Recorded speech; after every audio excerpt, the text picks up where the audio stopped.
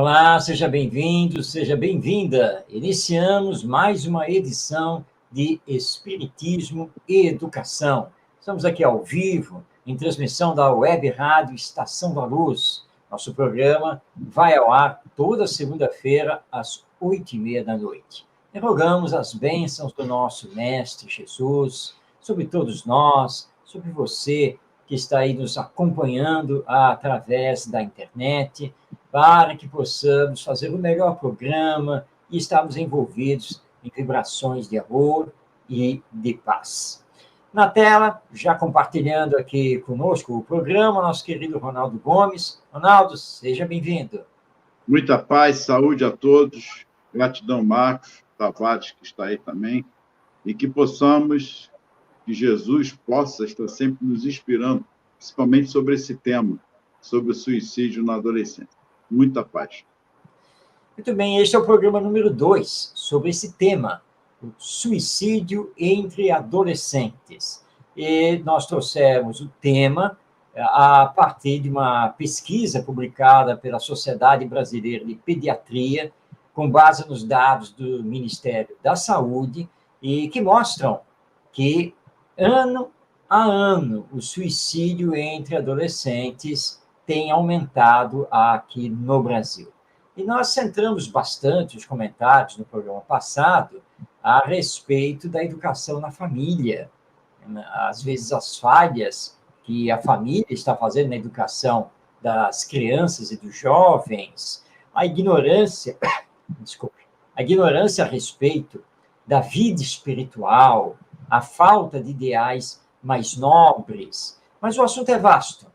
Ele é muito grande, o Espiritismo tem muito a dizer sobre isso, e é um antídoto.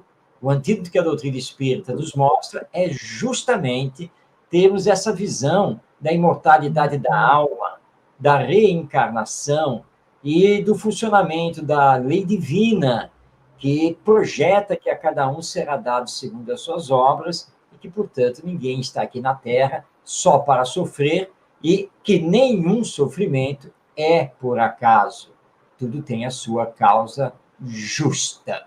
Mas, como eu disse, temos muito mais a conversar a esse respeito sobre o suicídio entre adolescentes. Temos que abordar, não é, Ronaldo, a questão da escola, a escola na sua união com a família, o papel dos professores, o papel do centro espírita e o que nós não abordamos, mas falamos, não de uma forma assim muito profunda, sobre o que acontece com o suicida no mundo espiritual. Então, tudo isso, vamos conversar a partir de agora, e você pode participar enviando, então, a sua mensagem através do chat, e nós teremos o maior prazer em colocar aqui no ar. Pois bem, Ronaldo, então temos aí um assunto vasto, profundo e muito importante para abordarmos. Por onde vamos começar, Ronaldo? Podemos começar justamente com essa dor que todo suicida ele tem. Ele quer se livrar da dor. Praticamente não é da vida, mas ele acha que tirando da vida, ele estará se livrando daquela dor que sufoca, que oprime. Então, tirando a vida é como se acabou. Acabou o problema, não vai acontecer mais nada. E aí, nós já abordamos aqui na primeira parte vários aspectos. Um deles é na escola, que é o bullying, que é muito forte também. A família que às vezes não percebe, por falta do diálogo, da percepção, da presença dos pais ou de quem os educa. Nós abordamos aqui muito isso na primeira parte. Mas essa decepção que eles começam a carregar e não ver saída para esta dor, uma dor muito grande, uma dor moral, que preenche, muitos começam a se cortar, enfim, são N vertentes, situações complexas, que, através do seu comportamento, ele começa a demonstrar sutilmente alguns comportamentos que não é levado em consideração, tanto na família quanto na escola. E aí é que vem, quando chega do outro lado, do lado da verdadeira vida espiritual, porque nós deixamos o corpo. E essa compreensão, como você disse bem, na evangelização, a casa espírita, é fundamental para começarmos a desmistificarmos esses pontos que o materialismo prega muito. Morreu, acabou, não tem mais nada. Enfim, esse nada, e aí vem o Espiritismo a explicar. E o Espiritismo vem explicar justamente, tem aí o filme Nosso Lar, que abordou agora, o Nosso Lar 2, abordou muito bem isso, as influências também espirituais, acarretadas por N situações, não que o espírito venha reencarnar ou venha perturbar ou reencarnar para fazer o mal, não é nada disso. Nós trazemos e somos, o que fazemos, o que plantamos, as nossas condutas, as nossas escolhas. Não fazer o bem já está fazendo o mal, enfim. E aí ele vai para o plano espiritual e aí ele vê que aquela dor, Marcos, aquela dor não acabou. Caramba! Pelo contrário, a situação, a decepção é amarga. E aí cada um vai responder de acordo com o grau que levou ao suicídio. Marcos, eu estou fazendo essa visão porque na primeira parte nós abordamos muita coisa. Mas ele fica muito preso ainda, porque ele teria que cumprir aqui na Terra um período, eu não sei qual é esse período, mais 10 anos, 20, 30 anos. Nosso Laú mostrou isso com o André Luiz. Então, cada um é cada um. Você vê que André Luiz, por exemplo, no suicídio, eu suicida? Como assim? Então, uma reflexão também que nós possamos até aqui colocar, porque é a mágoa, a raiva. Eu começo a tomar medicamentos sem uma prescrição médica, vou tomando e dali vou me esquivando disso. As fofocas, eu me alimento muito com fofoca, levo, às vezes, uma pessoa ao suicídio também, alguma depressão, porque eu estou contribuindo. Marcos, a espiritualidade nos traz vasto campo sobre isso, de quem também está levando o próprio suicida a essa complexidade. Então, achar que o suicídio é o único culpado, também não. Eu estou abordando um pouquinho, acho que você já entendeu, os dois lados da moeda. Sim, sim. E o Livro dos Espíritos, que você destacou no programa passado, a partir da questão 943, que é o item sobre desgosto pela vida e suicídio, os espíritos, ao responderem as perguntas de Kardec, são muito claros, ao dizer que aquele que induz o outro a cometer o suicídio, ele vai responder duplamente perante a lei divina, porque ele é responsável por um assassinato. Ele induziu o outro. Aqueles que estão aí pelas redes sociais fazendo isso, né, e várias reportagens televisivas pela internet, etc., já mostraram isso, respondem como assassinos perante a lei divina. E, portanto, não é só o suicida que responde. Né? E os Espíritos também nos explicam o seguinte. Bom, a justiça divina, ela engloba, ela já possui nela mesma misericórdia.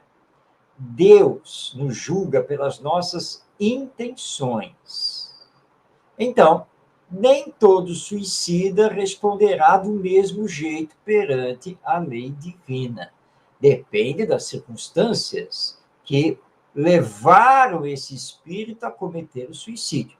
Ele sempre responderá, porque o suicídio é um ato contra a vida e a vida pertence a Deus.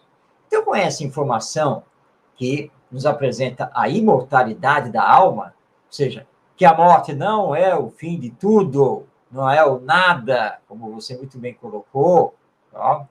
O espírito, ao se encontrar no mundo espiritual, terá uma grande decepção. Porque você abordou muito bem, Ronaldo, a dor moral. A dor moral leva, muitas vezes, a desistir de viver, a entrar em depressão e acabar cometendo suicídio, com a esperança de acabar com a dor moral, porque a morte seria o fim de tudo. Mas eis a decepção. A morte não é o fim de nada. E a vida continua após a morte. Então, o espírito do suicida, ele aumenta a sua dor moral pela decepção. Porque o problema continua com ele, agora agravado porque ele atentou contra a vida que pertence ao Pai, que pertence a Deus. E como ele fez os outros sofrer com o seu autoextermínio, porque ele tem sempre que lembrar que o suicídio, se a morte realmente fosse o fim de tudo, se ela fosse o fim de tudo, tá, o suicídio resolveria a sua dor. Mas acontece que acarreta dor aos que ficam. Familiares, amigos e assim por diante. Ora, não tem que responder por isso? Aí a maravilha do Espiritismo. Ah, tem, porque a vida continua no depois da morte. Então, nós temos que lembrar o seguinte: a dor existe? Existe. Claro que existe. Uma dificuldade financeira, um desemprego, um problema grave de saúde, uma decepção com alguém, não, por motivo afetivo, amoroso, etc., etc. Todos nós carregamos problemas aqui na nossa existência. Temos os períodos que são melhores, mas temos aqueles períodos em que temos as provas que precisamos enfrentar. Não tem jeito. Então, o que o Espiritismo nos pede? Que tenhamos a coragem moral de enfrentar com fé, paciência e perseverança a prova. Porque é muito fácil você se retirar da prova. Mas onde está realmente o mérito? O mérito está em enfrentar e vencer a prova. Então, o suicídio jamais irá resolver. Pelo contrário, vai complicar. A você que é pai, a você que é mãe, você que é jovem e que está aí nos assistindo, pense como a vida, na verdade, é bela. Já como dizia lá o nosso cineasta italiano, né? A vida é bela. E é mesmo. Aqui a vida na Terra é muito importante para nós. Agora, não somos o corpo. Esse corpo que é formado por trilhões de células, que é instrumento muito importante para a manifestação nossa como almas ou espíritos aqui na Terra, mas ele não é a individualidade, ele não é o ser pensante. Este corpo não sou eu sou o espírito que continua vivo depois da morte do corpo.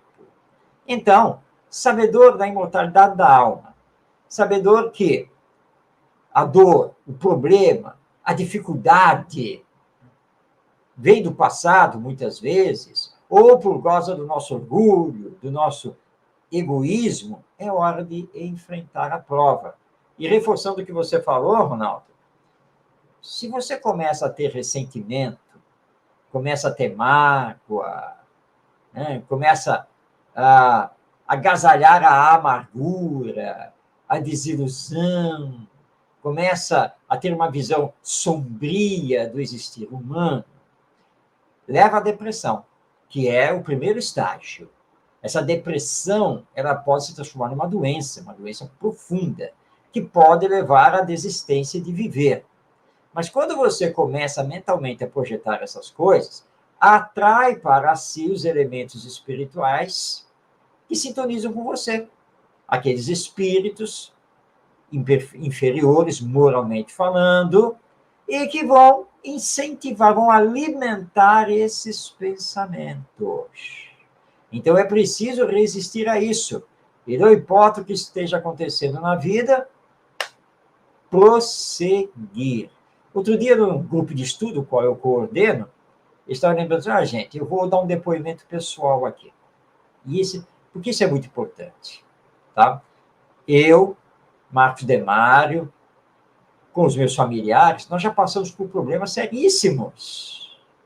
Tá? Teve uma época em que meu pai ficou desempregado, eu fiquei desempregado e o meu irmão também.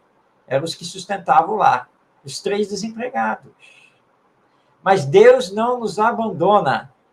E no centro espírita, nós tivemos um anjo da guarda, uma querida companheira, grande amiga, que percebeu a nossa situação e passou a nos entregar, né, uma bolsa de alimentos. É isso mesmo.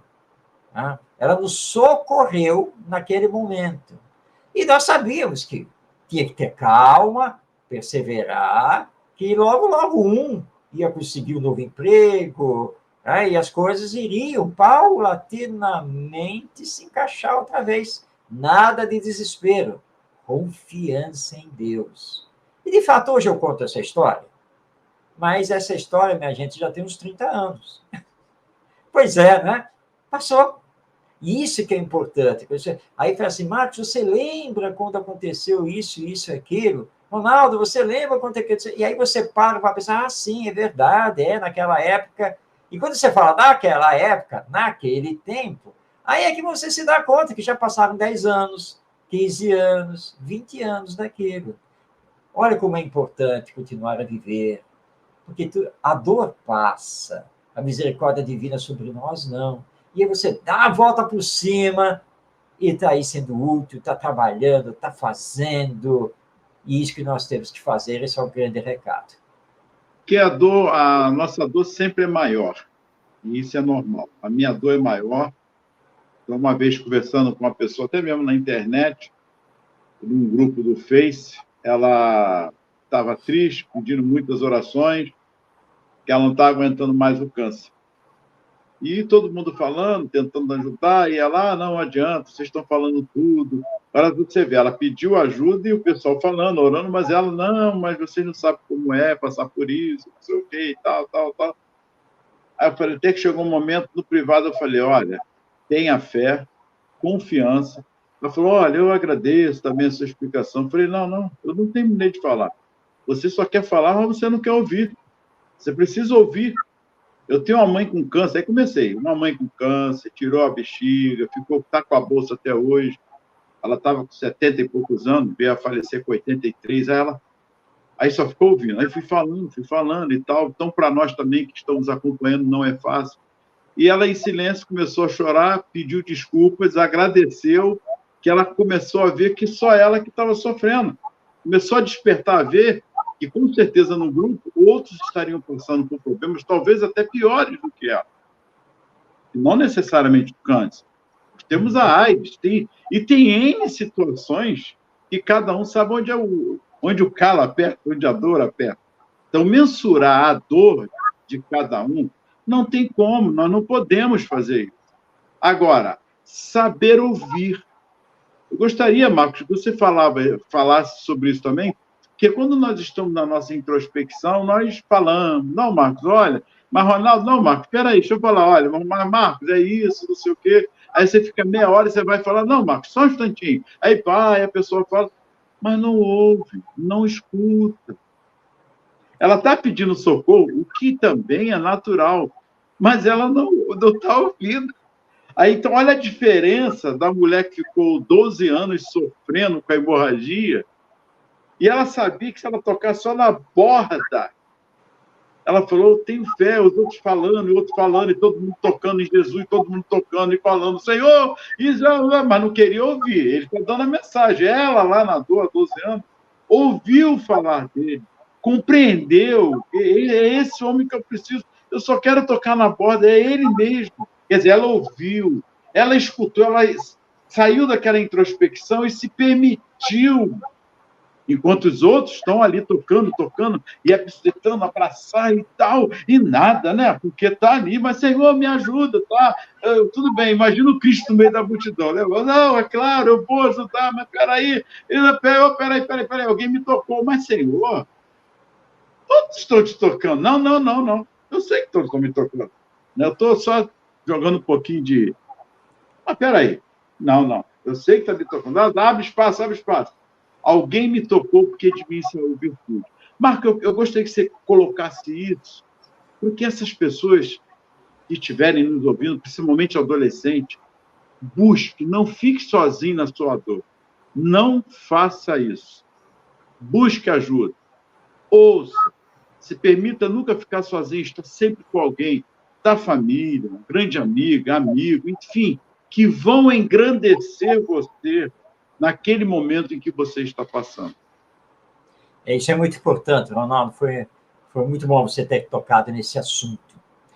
Procurar ajuda, isso é muito importante. Mas, ao mesmo tempo, estar disposto a ouvir, a ser auxiliado. Claro que, no primeiro momento, é natural que quem esteja sofrendo, e esteja em depressão, primeiro desabafe. Não sabemos como é isso quando fazemos o atendimento fraterno no centro espírita. Você primeiro tem que deixar que a pessoa fale, que ela se coloque, jogue para fora a sua dor, tudo que ela está sentindo ali, e o seu pedido de socorro. Agora, a pessoa tem que entender que, na sequência, tem que ouvir. Tá? E que, quando falamos que precisa ter fé, coragem, que precisa confiar em Deus, não são palavras vazias, não são palavras vãs.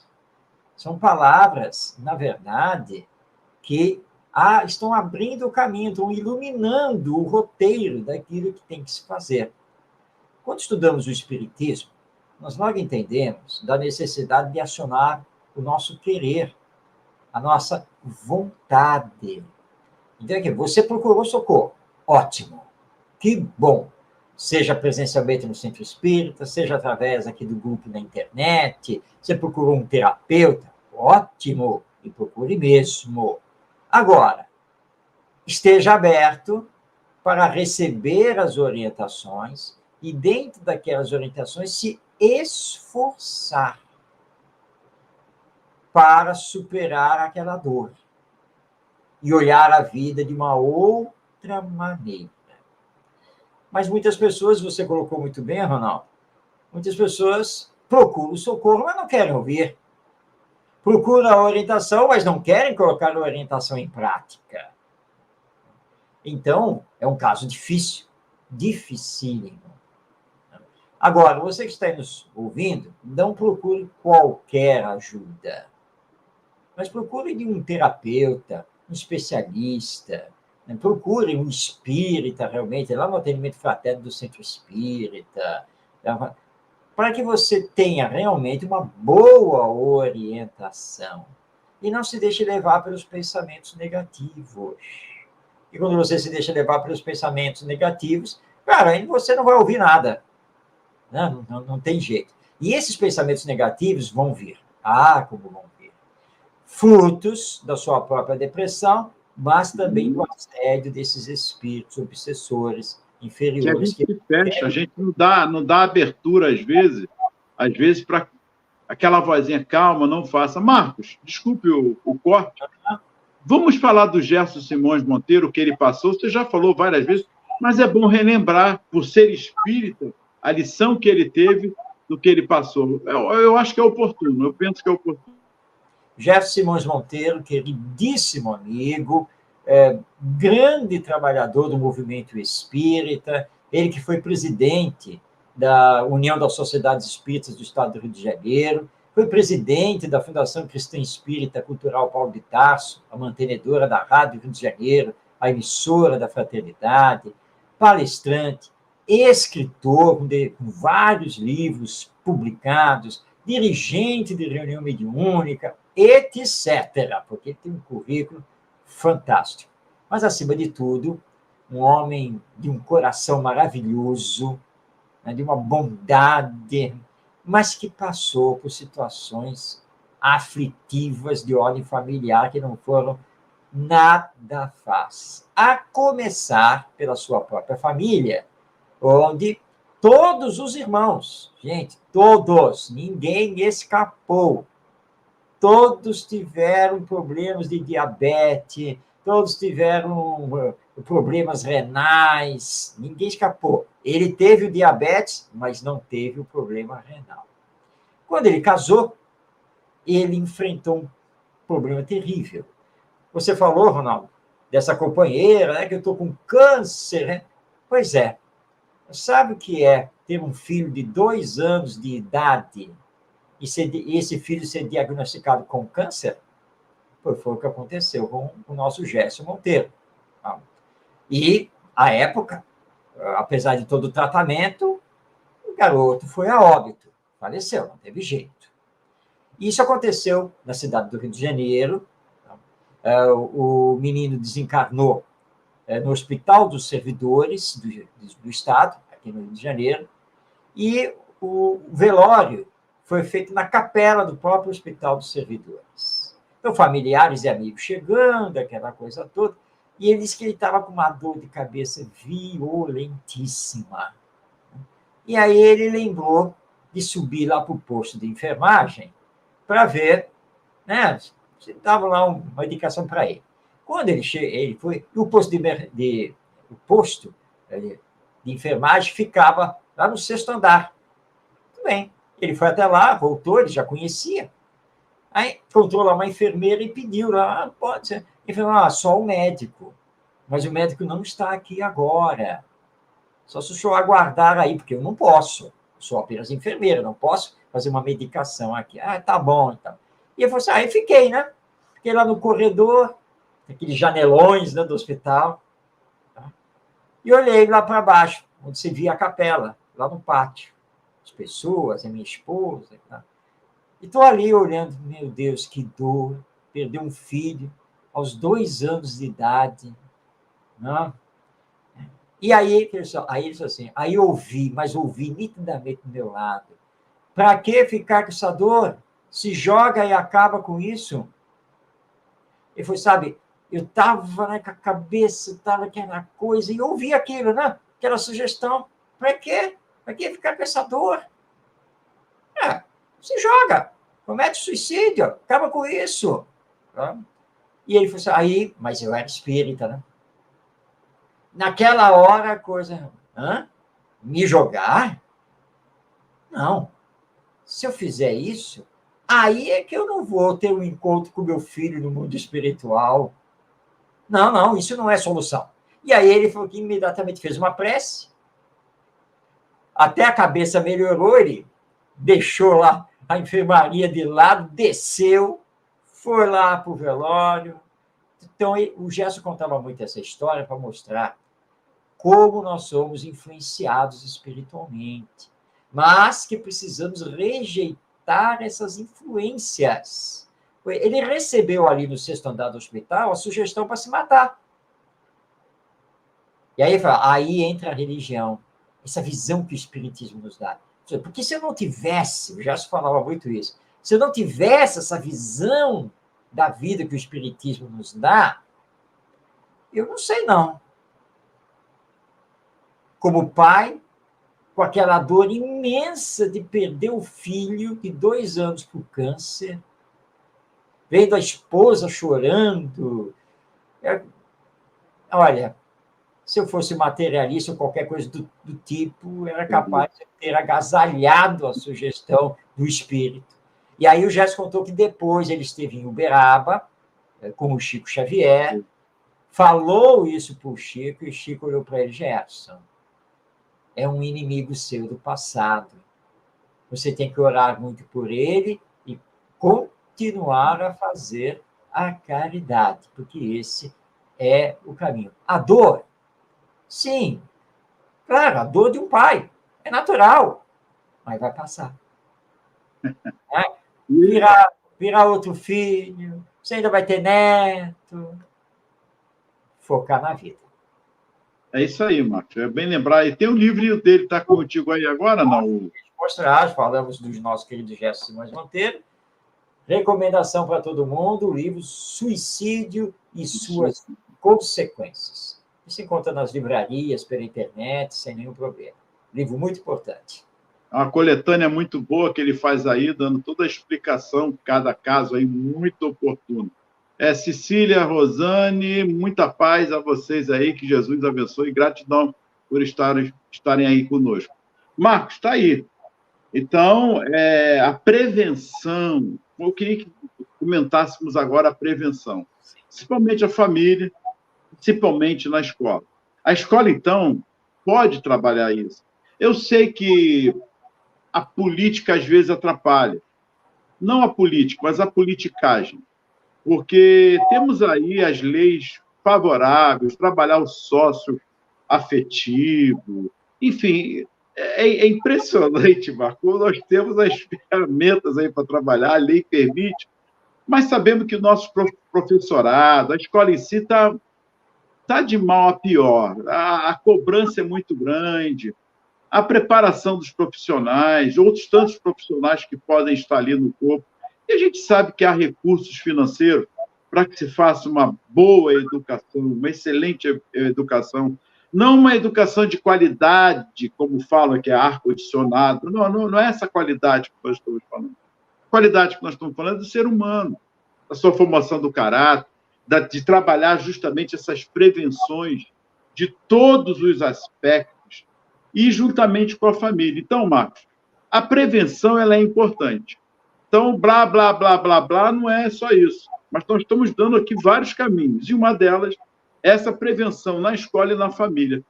Fala um pouquinho disso também para nós, Marcos, é importante.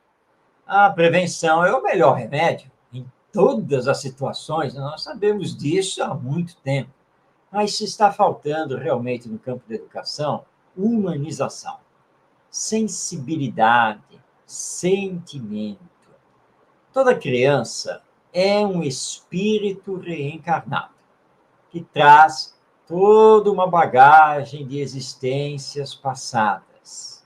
E na educação, os educadores, então aqui estamos falando dos pais, dos professores, enfim, os educadores precisam saber observar, estar atentos a essa bagagem, ao que esse espírito começa a demonstrar, principalmente as suas tendências de caráter. Isso é muito importante. Observar também, dentro dessas tendências da criança, a quem ela se liga, quais são os seus comportamentos, suas atitudes, a internet, o que é que assiste. Então, toda essa observação acompanhada de orientação moral é muito importante. Agora, orientação moral não é blá, blá, blá. Orientação moral tem que partir do exemplo do educador. Porque se o educador não dá o exemplo, não adianta dar sermão, não adianta ameaçar o castigo e assim por diante, porque não é isso que, de fato, educa. E o suicídio ou autoextermínio, nós já comentamos isso no programa passado, ele dá sinais. Nenhum adolescente se mata assim, de repente. Não. Ele começa a dar sinais. Que sinais são esses? Então, vamos enumerar alguns. Isolamento. Quando ele começa a se isolar na escola, dos colegas, em casa. Cuidado, isso já é um sinal. Quando nas refeições, por exemplo, ou quando se tenta puxar um diálogo, ele responde só por monossílabos. Pode ser, sim, não. E encerra a conversa, que nem tem, né? Porque, na verdade, isso não é uma conversa. Outro sinal, ficar de cabeça baixa e não encarar, não olhar olho no olho. Passar horas no celular, em redes sociais, e isolado no quarto, e não querendo que ninguém saiba o que ele faz, com quem ele conversa, nada dessas coisas. Se mutilar, outro sinal. Os pensamentos negativos. De ver uma notícia, por exemplo, um comentário que está se fazendo no lar, ou mesmo na escola, e ele fala, tem mais que todo mundo morrer mesmo. Esse mundo aqui não tem mais jeito. Então, são sinais, ele está dando sinais. Está dando sinais. Então, a alimentação, quando ele se recusa a se alimentar. Então, são uma série de sinais que já estão dando um alerta. Estão dando um alerta. Muda o comportamento na escola também é um deles. O comportamento, então, às vezes, bate na professora, agride o colega.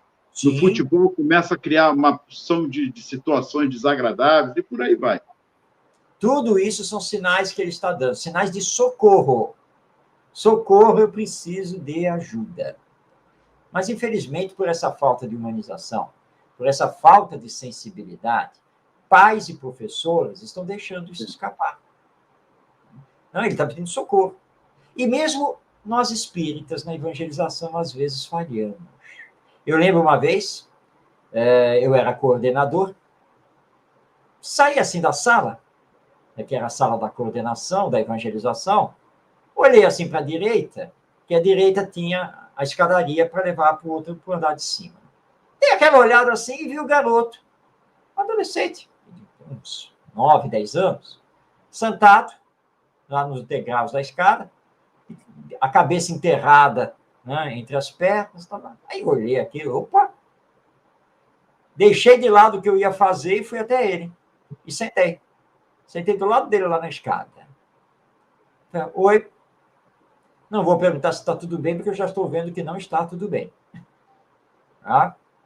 Mas, se você quiser falar alguma coisa comigo, pode contar comigo aqui para lhe ajudar. E aí? No primeiro momento, ele ficou calado. Mas eu continuei a falar. Né? E aí mudei o rumo da conversa. Falei assim, pois é, sabe que ficar sentado aqui nessa escada aqui, puxa, até que tem uma visão bacana aqui do corredor, aqui do Centro Espírita, dá para ver boa parte das salas aqui. Ah, sabe que isso me recorda? Na sua idade, quando eu tinha a sua idade, eu morava numa casa, essa casa tinha um quintal. E lá nos fundos tinha o que nós chamávamos de quartinho, que nada mais era do que um outro cômodo, não? Um outro quarto, que era o quarto da bagunça, das brincadeiras, aquela coisa toda. Tá? Eu adorava ficar lá para brincar. Tá? Com os meus irmãos, ou mesmo sozinho. O dever de casa, que eu trazia da escola, também fazia lá, que tinha uma mesa. Tá? E, às vezes, quando estava frio, o sol batia assim na porta de entrada desse quarto. Aí eu ficava sentado ali na escada, né, no degrau, que era só um degrau, ficava lá sentado para pegar o solzinho ali, né? Puxa, ficar sentado aqui com você me recordou essa história da minha infância. Foi bacana. Mas e aí, você quer falar comigo o que aconteceu? Né? Ah, não adianta. Tá bom, tudo bem. Vem cá, que tal nós sairmos da escada e irmos até a biblioteca? Ah, mas pode? Você não está conversando com o coordenador da evangelização? Então, pode. Não é? Ah, então tá, vamos para a biblioteca. E ali ele acabou pegando um gibi para ler, e aquela coisa. Aí quando terminou, ele falou, e aí, como é que você está? Posso ir lá para a sala com a tia? Claro, perfeitamente, sem problema nenhum. Tá melhor? Então tá, vai com Deus. E ele foi. Essa atenção pode ter feito a diferença. Ele precisava de atenção. Sim, mas o que foi que aconteceu com ele? Por que ele estava desse jeito? Ele não quis falar. E eu, como educador, tenho que respeitar que ele não quis falar. Mas que ele está com um problemão, ele está. Provavelmente trouxe isso do lar, da família. É uma possibilidade. Enfim, mas não importa saber qual é o problema neste momento. O importante era dar atenção. Ficar junto. Mostrar interesse. Acolher. Isso é que é importante. Então, os pais, professores, evangelizadores têm que estar atentos a isso. Despertar esse interesse, esse desejo deles pela vida, né? Esse interesse pelo mundo externo, não é só ele, essa introspecção. Ele precisa estar pronto para acolher e ser acolhido, ver que o mundo não está só nele, porque senão fica esse ego funcionando muito maior. Quer dizer, essa construção de um projeto entre a família e a escola, própria evangelização, um projeto de vida. É que algo que ele se sinta acolhido, útil, porque muitas vezes nós vemos, numa evangelização também, na família, o desdém. É melhor estar ali, porque enquanto eu estou ali, eu estou vendo. Você está vendo o quê? Não, ele está ali na internet. Você está vendo aí na internet. Ele fica muito tempo na internet. Legal. Não sai para lá, não. Pelo menos está dentro de casa, que a rua está muito violenta. E aí? E vamos criando mecanismo de desculpas que só vai levando esse jovem, essa criança, ou quando não na escola, não, você não vai jogar futebol, porque você ontem agrediu. Espera aí, mas explicou? Agrediu? O que houve? Marcos, eu penso que o diálogo ele é muito importante. Há crianças com 10, 9 anos, 12 anos, já meninas principalmente, já na vida. E muitas vezes com conhecimento da família. Isso está muito delicado. O tóxico, o sexo. Essas são formas que parece que não tem nada a ver com suicídio, mas é um suicídio, sim. Está levando ao suicídio. O suicídio existencial. Você está se depravando, já se degenerando em vida, já sem saber de nada, e está sendo levado de rodão. A bebida, são vários vícios. Então, Marcos, é um assunto muito promissor que a gente está comentando aqui. E se a escola, a família, nós que somos espíritas, na evangelização, tocar sim no assunto. Agora, um outro ponto que eu gostaria, que muitos, ainda existe o tabu, Marcos, de não comentar sobre o tema, ou sobre vários temas que leve a esse fator que é o suicídio. Então, o diálogo, temas oportunos, eles devem, sim, ser debatidos. Ah, não, usa camisinha. Mas cadê cadê a didática aí para levar, de fato, essa conscientização? A camisinha, e aí? Né? Ó, não se mate, amor à vida. Tá, mas, sabe, tem muitos, eu observo, e tenho certeza que você concorda comigo, que tem medo de tocar no assunto. As pessoas parecem que ficam armadas, então começam a usar de outros meios, sem tocar de fato no assunto, o que também não é um trabalho de prevenção. Marcos, só um instantinho. Falei, a Elza também está aí, e o Elielson. Muita paz. Que Jesus os abençoe. Gratidão. Nós estamos, só vai dizer que nós estamos acompanhando, estamos vendo aqui pela nossa tela do computador as participações. Então, um abraço a todos que estão enviando as suas mensagens. Realmente, antigamente, até no meio jornalístico da imprensa, era um tabu. Não se abordava a questão do suicídio, porque achava-se que notícias sobre suicídio poderiam gerar uma onda de suicídios, levar as pessoas ao suicídio. Mas isso já caiu por terra. Pelo contrário, já está provado que quanto mais informação, mais orientação, melhor. E não sou simplesmente eu que estou falando isso. É um jornalista, especialista em comunicação, que fala isso, que é o nosso André Trigueiro, que lançou este livro, Viver é a Melhor Opção. Lembrando que o André Trigueiro é um grande colaborador do CVV, o Centro de Valorização da Vida. Aliás, se você está com problemas, se você não está vendo a luz no fim do túnel, ligue para o CVV 188, de qualquer parte do Brasil. A ligação é gratuita, pode ser feita através do celular, sempre terá uma pessoa do outro lado para lhe ouvir e orientar. Então, é o Centro de Valorização da Vida, pelo número 188. E nós, espíritas, não podemos deixar de falar sobre a questão do suicídio, as causas do suicídio, as consequências espirituais do suicídio, porque nós temos a mensagem da vida imortal. Nós sabemos da realidade da reencarnação. Nós compreendemos a justiça divina, onde a cada um é sempre dado segundo as suas obras.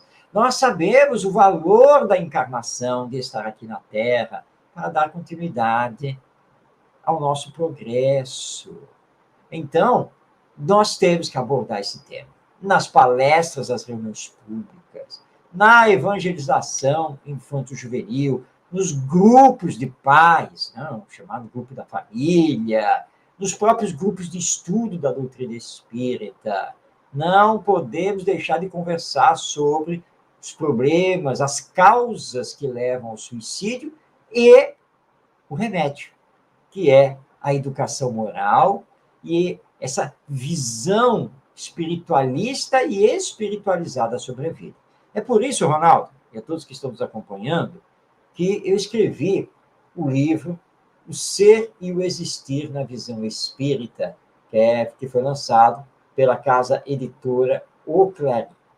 Este livro surgiu para responder a um grande cientista materialista, famoso no mundo todo, e que sempre bateu na tecla que nós não precisamos de Deus para explicar nem a vida, nem o universo. E aí, no final da vida dele, ele fez questão de publicar um livro para querer provar que não precisamos de Deus. E aí, quando eu vi aquilo, eu vi a reportagem, depois eu peguei o livro dele, né?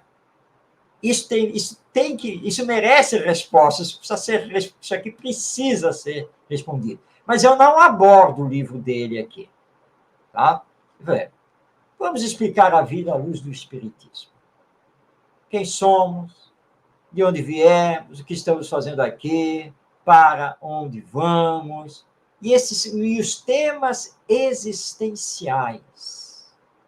E o Espiritismo tem isso. Esta minha obra não é uma grande obra, porque a grande obra é do Leon Denis. Ronaldo, você já deve ter ouvido falar do livro O Problema do Ser, do Destino e da Dor. Essa é uma obra gigantesca, profunda, que todo mundo precisa ler. Claro, é uma obra espírita. Leon Denis foi contemporâneo de Allan Kardec, mas ele demonstra por A mais B que nós nunca podemos desistir da vida. Ele mostra a vida do ângulo espírita, o que nós somos de fato, o que Deus espera de nós. E é isso que nos fortalece diante da dor, da dificuldade, diante da mágoa, do ressentimento, da desilusão. Isso nos sustenta. E nós tocamos a coisa para frente. E, Ronaldo, como nós falamos do Gerson, para fechar, o nosso Gerson Simões Monteiro, que ele perdeu, né, entre aspas, o filho, com 2 anos de idade para o câncer, Gerson continuou firme e forte a sua vida. Diabetes, problema de coração, isso, aquilo, e ele firme. Até que a filha dele casou, engravidou, e ele ganhou um neto. Oh, coisa bela, né? Netinho já crescendo, começou a falar, aquela maravilha. E ele está em casa com a esposa domingo e recebe a visita da filha e do neto, aquela alegria, tá? E ele lá na sala, vem cá, neto, vem aqui com o vovô. E esse Marcos, garoto, deu um passo, parou, olhou para mim e falou o seguinte: vovô hoje, papai ontem. E o Gerson contava que ficou assim, hã? Como é que é? O que foi que você falou? Mas aí ele pegou um brinquedo, mas aí minha esposa estava entrando na sala, né? Tá se divertindo com o vovô? E aí o garoto largou o brinquedo, se voltou para ela e falou a mesma coisa. Vovó hoje, mamãe ontem. Eu disse, olha, eu olhei para ela, ela olhou para mim. Será? Claro que sim. Por que não? Olha a perseverança por viver. Porque essa é a beleza da doutrina espírita. Imortalidade com a reencarnação. Aquele que desencarnou aos 2 anos de idade, por causa do câncer, agora retorna como neto. Volta para a família e vai lá sentar no seu colo. Que coisa maravilhosa, não é? Mas por que ele morreu de câncer aos 2 anos de idade? Porque ele tinha um resgate a fazer em relação ao seu passado. Então, o Espiritismo nos dá esse alento, né? Nos faz olhar a vida de uma forma diferente, e com isso nós concluímos que suicídio é desilusão, que suicídio não é solução. Não é, Ronaldo? Com certeza. Ó, Cecília, Rosane, Elielso, Elza. A Elza é de Acerburgo, sul de Minas. Muito bom, Elza. Muita paz para todos vocês. Estamos chegando ao final e a nossa mensagem é sempre essa, é de otimismo, mantemos sempre a esperança. Eu costumo dizer que os problemas existem, só muda de endereço, de várias maneiras, mas só muda de endereço. Nenhum de nós estamos livres dos problemas, das situações difíceis. Cada um na sua complexidade, da maneira que você vai levar. Mas, olha, na mensagem do Cristo é clara. No mundo tereis aflições, mas não vos preocupeis. Eu venci o mundo do orgulho, do egoísmo, da maledicência. E Jesus deu o maior exemplo até o final. Não se turbe o vosso coração, credes em Deus, credes também em mim. Se agarre com isso. Ah, mas eu não acredito em Deus. Não tem problema, mas ele acredita em você. Acredite pelo menos em você mesmo. Acredite na fé do futuro. Ah, não tem o futuro da espiritualidade? Mas acredite na fé do futuro. Quantos problemas já passamos pela vida? Todos nós. O importante é seguirmos em frente. Sempre. A vida continua. Isso é fato. É como o ar que respiramos, que às vezes não damos importância. E só vamos saber que estamos respirando quando alguma coisa acontece com a nossa saúde, entope o nariz, problema no pulmão. Aí você... Então, vamos lembrar disso. Deus é amor. Esse amor é imensurável. Nós não temos como imaginarmos como. E ele está sempre conosco. Tenhamos fé. E como eu disse antes, é o que Jesus nos deixou com as suas frases. E essa me marcou muito, a mim mesmo. Não se turbe o vosso coração. Credes em Deus, credes também em mim. Marcos, muita paz a todos, o carinho de sempre. E olha, repetindo, não fiquem sozinhos, por favor. Tem algum problema? Marcos já deu aí. Você deu o telefone, Marcos? CVV 188. Isso, não esqueçam, liguem. Qualquer hora, 24 horas no ar. É importante ouvir as mensagens que tem, desabafe, coloque, dê tempo ao tempo. Dê tempo ao tempo. O tempo não é nosso nesse momento, quando estamos na dor. O tempo é de Deus. Muita paz e gratidão. E não abandonemos nossas crianças e nossos adolescentes para o celular, para a internet. Temos que conviver, olho no olho, abraçar, dialogar, né?